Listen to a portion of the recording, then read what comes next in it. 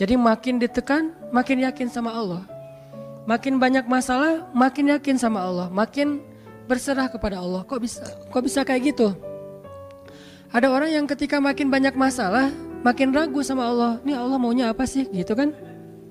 Ketika makin banyak masalah, makin kayak mempertanyakan takdir dan ketentuan Allah. Kenapa kok saya yang ngalamin ini? Kenapa saya dari dulu gak selesai-selesai masalahnya? Kenapa justru setelah saya berhijrah malah banyak masalah? Kenapa para sahabat sebaliknya? Makin dikasih ujian, makin wa ma zadahum illa imanan wa taslima.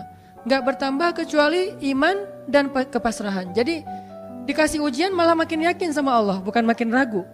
Misalnya dia ganti nih modal transaksi dagangnya, bisnisnya. Yang tadi mungkin syubhat atau haram, sekarang dia pakai model transaksi bisnis yang halal aja deh, yang aman-aman aja.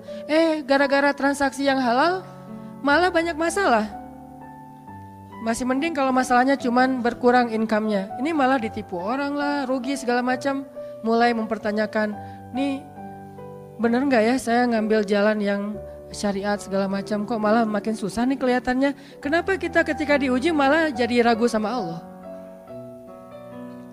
Kenapa saya katanya kalau misalnya saya jujur, saya akan dapat kebaikan. Ini gara-gara jujur malah gak lulus. Ya mungkin gak belajar tapi jujur. Yang satu lagi yang gak jujur malah nilainya bagus mungkin. Misalnya gak belajar tapi dia dusta. Kenapa para sahabat ketika diuji malah makin yakin sama Allah? Malah makin pasrah kepada Allah. Karena mereka pegang janji Allah. Itu salah satu tipsnya. Kalau kita pengen tetap woles pas menghadapi kesulitan, pegang janji Allah.